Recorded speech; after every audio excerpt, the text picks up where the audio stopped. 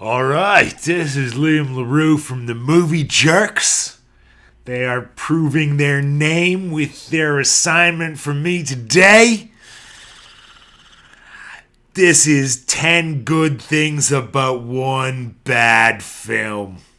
Alright, my assignment today is 10 good things about Transformers 4, The Age of Extinction. This film is like a certain American politician's political campaign. It's really expensive, it's noisy, and it's manufactured by entertainers. But it's incredibly unfunny and awful. Number 10. Dinosaurs. I love dinosaurs. This is very brief. Other notable dinosaur films scenes include The Tree of Life, which is a critically well-received film that everybody loved. It made me fall asleep in the same way as Transformers 4. Obviously, Jurassic Park beats all your other dinosaur films. But the dinosaurs, yeah, they were good. Number 9, there's a poster of Einstein in the garage where the inventor is working. You can't go wrong with an Einstein poster. Number 8, Ken Watanabe. Watanabe. Ken is a Japanese actor who's amazing. He's in many great films. He's also in this one. He's one of the good robots. There are good robots. There are bad robots. The bad robots seem to have better cars. I don't know about the robots, but Ken Watanabe, just check out his films. He's amazing. Number 7, Kettle Chips. That's right. If you eat Kettle Chips when the film is on, you can't hear a word of film. The Kettle Chips happen during the film. That counts. That counts. Anyways, number 6, reasonably competent animation.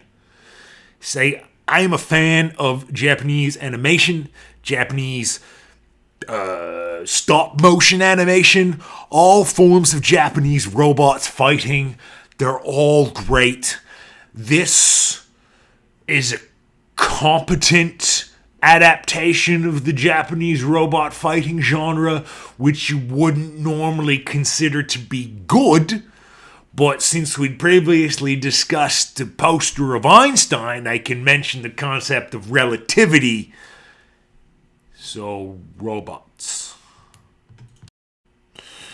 Number 5, Monument Valley.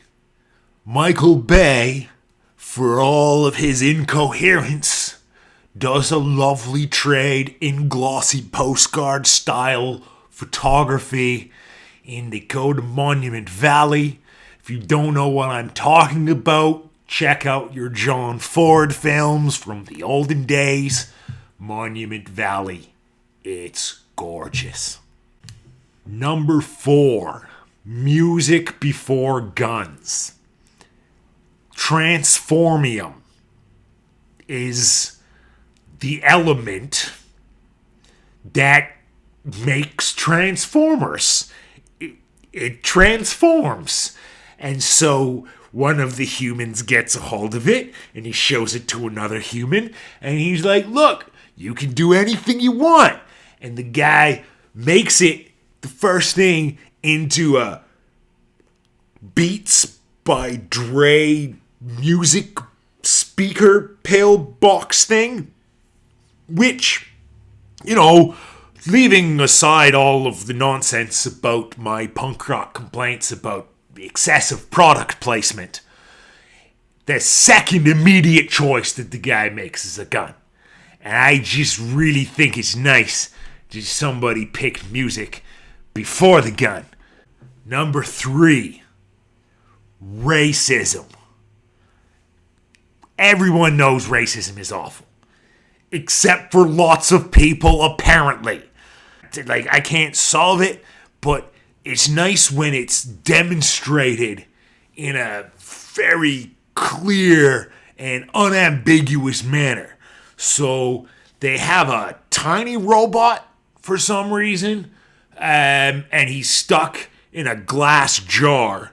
And Stanley Tucci, I don't remember his character's name, but the actor Stanley Tucci shocks the miniature robot for jive talking. It's obviously awful. It's funny when it happens to a robot. It's not funny at all when it happens to humans. Cut it out, racists. Just find a different job or something. Number 2, Mark Wahlberg. So, the scene at the beginning of the film that kind of introduces the Mark Wahlberg character intends to portray him as a struggling single father and an eccentric inventor in his garage working on robots that don't transform into anything. In fact, one of the robots is only good for painting walls, but it's still cute, like the short circuit robot from ages ago. Look, he's barely credible. You don't really buy it.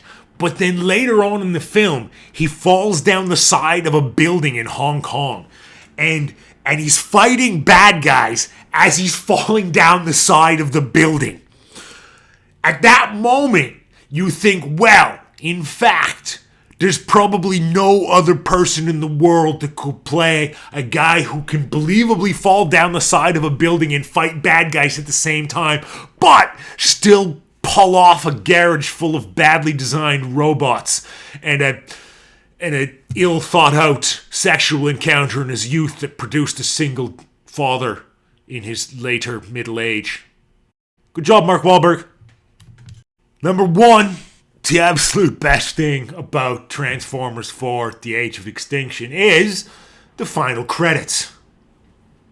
That's right. It was just because you know how when you see a film that you love and it transports you in a way to another thing and you feel that you're part of it, or you learn something, or you feel a valuable experience, and the credits at the end start to roll and a twinge of sadness and disappointment washes over you. And it's the inevitable consequence of everything good. It's the sadness that comes at the end. Except for this one. This one felt like getting out of prison. That was hyperbole. But it was still pretty good when the credits came. Alright, that was Liam Leroux with the Movie Jerks doing 10 good things about one bad film. Thanks, jerks. Anyways, for more information, visit themoviejerks.ca.